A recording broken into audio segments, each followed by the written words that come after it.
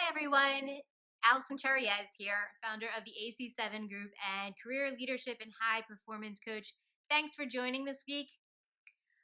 What I do every week is I take questions or topics that have arisen throughout the week from you guys, and I address them weekly on these videos. Um, you may have noticed if you've been following me that I was a little quiet this week. Facebook was quiet, YouTube was quiet. There's a reason for that. And it's really the topic of this video. And it's funny because when I was going through it, my husband's like, "Oh, you should totally write on this. You should write in your blog about this whole situation." And I was like, "No, I don't want to write on this. I want to forget it." But as I was thinking about it, it really does make a great topic. And what we're talking about today is overcoming adversity. So I'm gonna start. Let me tell you what happened to me. Let's going into the last week and a half of my life. So it started Christmas Eve. Woke up. We were getting ready to host Christmas dinner. 12 people. We do it every year. So my family and my husband's family come over. So usually about 12 to 15 people. This year it was 12 people.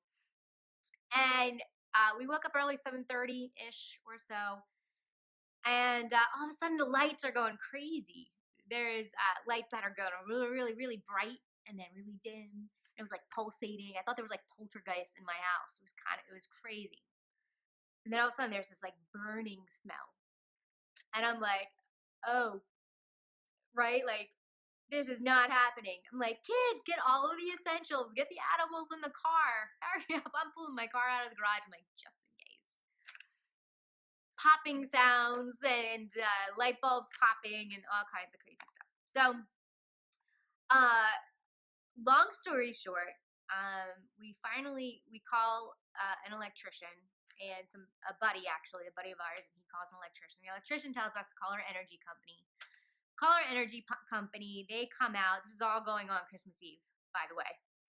Um, they come out, and the neutral line to our house apparently is shot. So they have to replace it. So another crew comes out late to Christmas Eve and digs up my neighbor's driveway to find the line that goes into our house in order to fix it.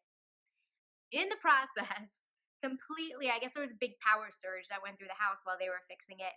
And in the process, burned out the controls and totally fried the controls of our dishwasher, stove, and microwave, as well as a laser printer in my office.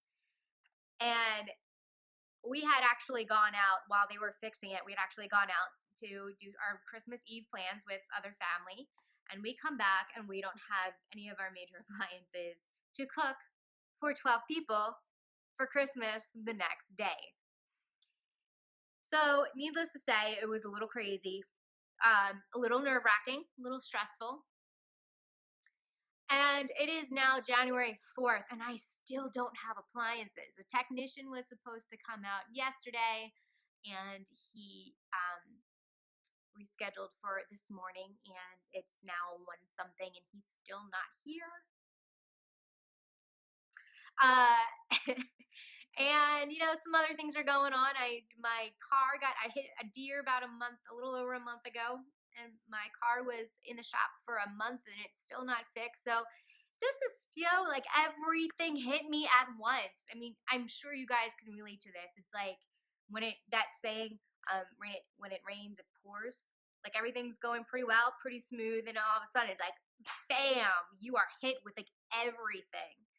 And it's like, the one or two things you can handle, but then when it's like one thing on top of another, on top of another, on top of another, it's, man, what do you do? When you get to that point where you're like, oh, I can't take this any longer, what do you do? How do you handle it? How do you handle it with like grace and, professionalism, or if it's happening at work with, professionalism? But how do you be that person where people look at you and they're like, look at your situation and they're like, wow, they're going through a lot, but they're doing it so gracefully, right? So I wasn't doing it with gracefully. Or with grace. I had a moment where if I had to go back, I'd probably would redo that day. I'm not gonna lie. Had a little mini meltdown. But it forced me to do do a little research and to really reevaluate how I'm coming to the table with everything that's happening to me. Am I being my best self in this situation? Am I being my highest self in this situation? Am I being the person that God would want me to be in this situation? And I wasn't being that person. I will fully admit. But it forced me to, to do a little research and to do some reading and some soul searching and meditating and praying because I pray. And this is what I've come up with. When adversity hits you and you've got things coming at you left and right, and you're at the moment where you're like, I just can't take it anymore. I'm at the end of my rope. Um, People will come up to you and they will try to be, you know, helpful, and they will say things like, whatever doesn't kill you makes you stronger. And you want to look at them and you want to punch them in the face because that's really what I wanted to do. I'm not gonna lie.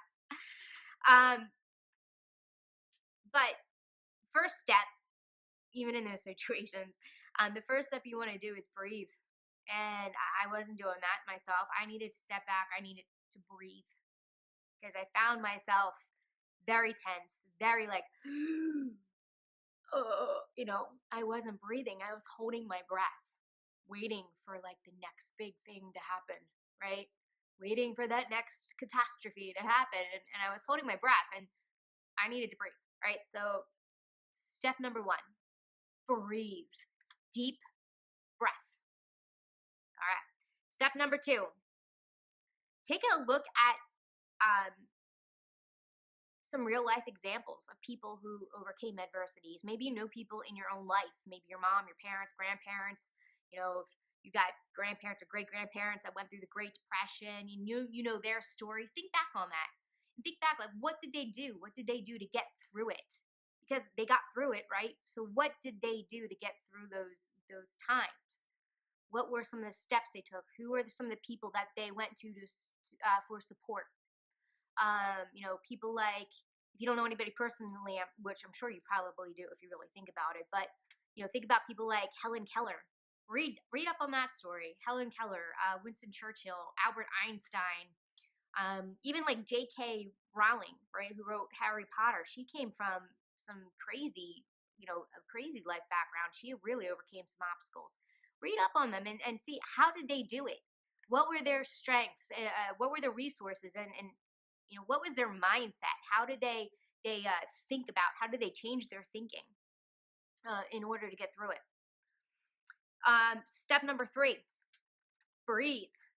Again, take a big breath. Again, breathe. You just got to keep breathing. Step number four: step back and take a look at the bigger picture.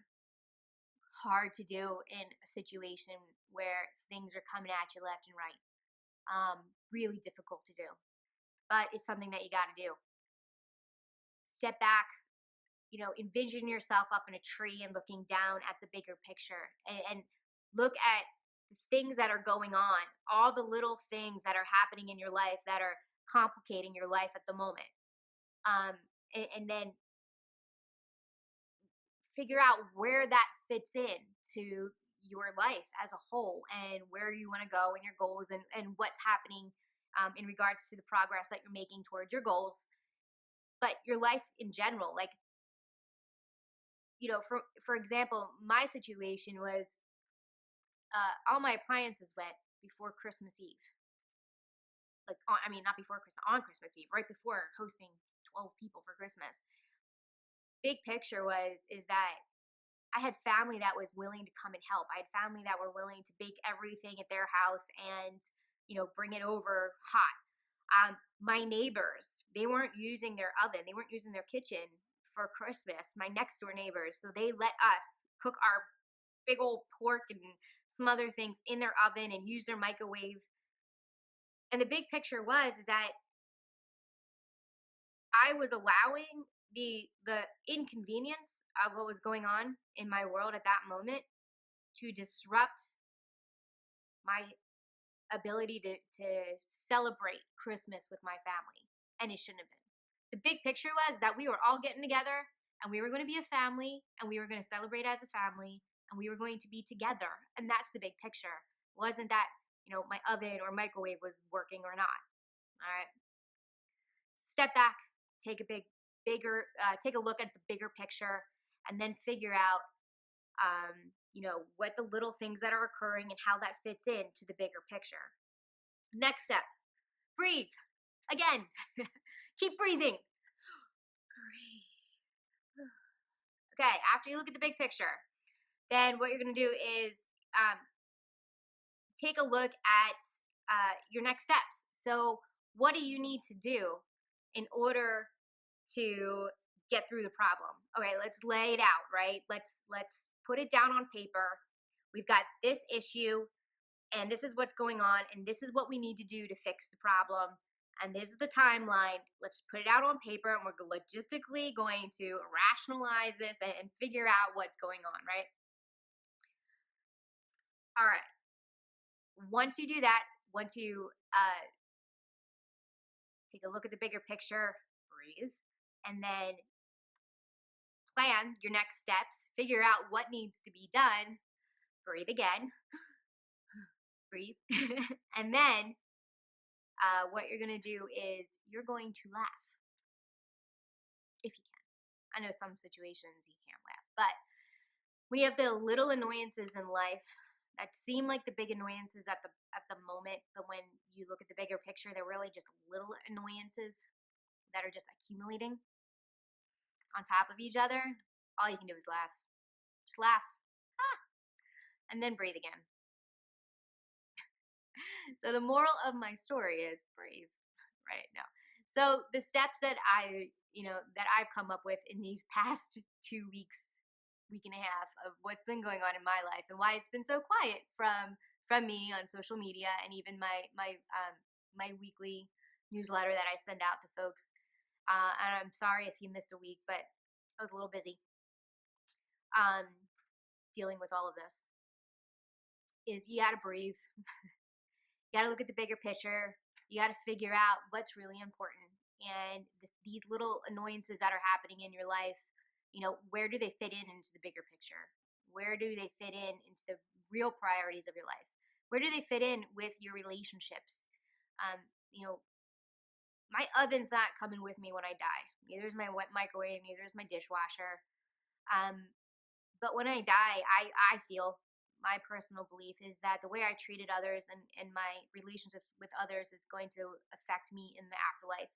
Um, and even if you don't believe in the afterlife or any of that stuff, but the way you treated others is how people are going to remember you. They're not going to remember, you're not going to, it's not going to be your funeral and somebody's going to get up and say your eulogy and be like, wow, she really had a great dishwasher, didn't she? Nobody's going to say that at your funeral. All right, they're going to talk about what a great person you are and how caring you were, and the relationships that you had. So those are the things that you need to think about when you're facing adversity. Where does these small annoyances that keep accumulating, where do they fit into the bigger picture of your life? Not even just like progress of what you're trying to do right now in this current situation. Go bigger. Look at the big picture of your life in general, and just keep breathing and look to others, see how others face, their adversities. Talk to people and see how they've were able to get through their problems and their issues when they were faced with something that you're like what you're going through. All right, so this week was a little different. It wasn't really a question that anybody asked me, and I'm a week late in getting a video out, and I'm don't even have my video camera up. I'm taping this from an iPhone on my couch, as you can see.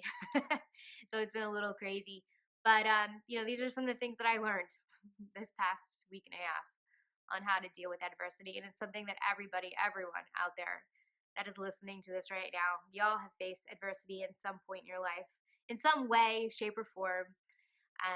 And it's rough. It's tough, but you'll get through it. All right.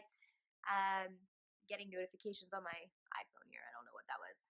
But thanks everybody for watching. I appreciate it. Again, if you like what you heard today, even though it was a little off my normal routine, subscribe to my channel on YouTube, the AC7 group, and then cruise on over to Facebook and like the AC7 group's Facebook page as well. I would love that. I would really appreciate it. If you're interested, I also send out weekly blogs or weekly articles to folks on my email list. And if you're interested, go on over to the AC7 group to check that out too. Thanks so much for watching, guys. I really appreciate it, and I'll see you next week.